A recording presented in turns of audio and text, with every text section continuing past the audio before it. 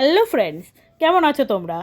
আমি মৌসুমি ভৌমিক তোমাদের সাথে আরও একটা ভিডিও নিয়ে চলে এসেছি। ফ্রেন্ডস, আমরা এখন খুলনা যাচ্ছি। খুলনা আমার হোম টাউন। তোমরা যারা আমাকে ফলো করো তারা জানো। তাই খুলনা যখন যাব, এটা শুনলে পরেই আমার কিন্তু মনের ভিতরে বেশ ভালোই লাগে। আমরা সোহাগ পরিবহনের বাসে উঠেছি মালিবাগ থেকে। এখন আমরা যাত্রাবাড়ি ফ্লাইওভারে আছি। টোল দিয়ে আমরা সামনের দিকে এগিয়ে যাচ্ছি। এটা কিন্তু বুড়িগঙ্গা নদী। ব্রিজের ওপর থেকে বুড়িগঙ্গা নদী দেখতে কিন্তু বেশ ভালোই লাগে। আমরা এখন এক্সপ্রেসওয়েতে উঠে পড়েছি। দেখো, আমরা যারা দক্ষিণাঞ্চলে থাকি তাদের সাথে কিন্তু ঢাকার যাতায়াতটা অনেক সহজ হয়ে গিয়েছে এই পদ্মা সেতু এবং এই এলিভেটেড এক্সপ্রেসওয়ের কারণে। এটা স্বীকার করতেই হবে। আগে দক্ষিণাঞ্চলে যেতে 12 থেকে 15 ঘন্টা সময় লাগতো, এখন 4 থেকে 4.5 ঘন্টার সময় লাগে। একটা দেশের যাতায়াত ব্যবস্থার উপরেই কিন্তু সেই দেশের উন্নয়ন এবং উন্নতিটা অনেকাংশে কিন্তু নির্ভর করে।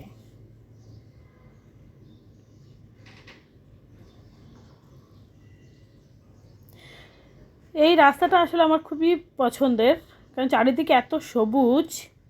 আমরা কিন্তু পদ্মা নদীতে এগিয়ে চলেছি, পদ্মা নদীর দিকে। আমার কিন্তু নদীমাতৃক জীবনযাপন দেখতে বেশ ভালোই লাগে। তোমরা জানো, খুলনাতে মংলা পোর্ট রয়েছে। উপকূলীয় অঞ্চলের মানুষ হওয়ার কারণে নদীমাতৃক জীবনযাপন দেখে কিন্তু আমরা অভ্যস্ত। তারপর আমার কাছে যতবারই যাই, এই যান্ত্রিক জীবন থেকে এই নদীমাতৃক জীবনের ছবি আমার দেখতে বেশ ভালোই লাগে। নৌকা চালানো, সাঁতার কাটা, মাছ ধরা, এটা একটা মাইন্ড রিলিফ হয়ে যায়, সেটাও বলতে পারো। আমরা যারা যান্ত্রিক জীবনে অভ্যস্ত থাকি, সেখান থেকে একটু ছুটি পেলে আমাদের সবারই ভালো লাগে, আমারও তাই। আর তোমরা তো জানোই যে আমি একজন ট্রাভেল ফ্রিক, আমি বেড়াতে খুব পছন্দ করি।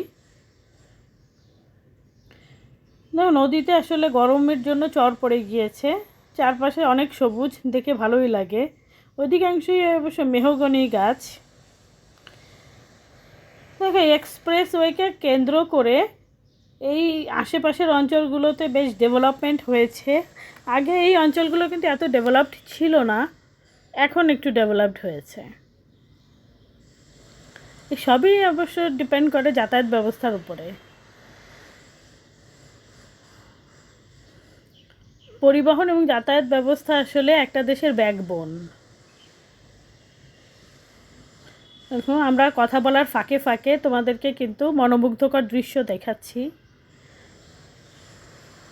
আমার কিন্তু বেশ ভালোই লাগে। এখন আমরা গোপালগঞ্জের মুকসুদপুরে ব্লু স্কাই হাইওয়ে রেস্টুরেন্টে যাত্রা বিরতি দিয়েছি। এটা একটা দোতলা হাইওয়ে রেস্টুরেন্ট। আমরা হালকা পাতলা কিছু খেয়েছি, ফ্রেশ হয়েছি এবং আশেপাশের এরিয়া এক্সপ্লোর করছি। এখানে অনেক ধরনের আইটেম আছে, তোমরা যা খুশি খেতে পারো, কোনো সমস্যা নেই। গোপালগঞ্জের মতন একটা জায়গাতে বেশ ভালো একটা রেস্টুরেন্ট, আমার কাছে ভালোই লেগেছে, ছোটোখাটোর ভেতরে। দেখো, আমি এক্সটেরিয়রটাও দেখানোর চেষ্টা করছি।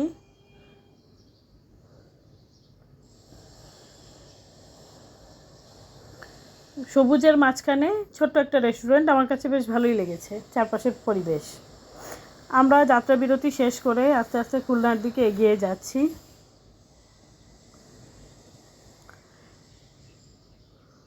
আমরা এখন আছি রূপসা সেতুতে। খুলনায় রূপসা সেতু কিন্তু অন্যতম একটা পর্যটন এরিয়া। আমি তো প্রত্যেকবার আসলেই রূপসা সেতুতে যাই। এটাই আসলে খুব বিখ্যাত খুলনার ভেতরে, রূপসা সেতু। এবং রাতের বেলায় ব্রিজের যে লাইট জ্বালালে যে ভিউ হয়, সেই ভিউটা কিন্তু অসাধারণ একটা ভিউ।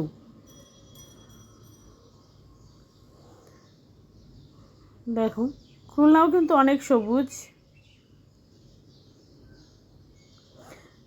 ফ্রেন্ডস, আমি এখন আমার বাসায় চলে এসেছি।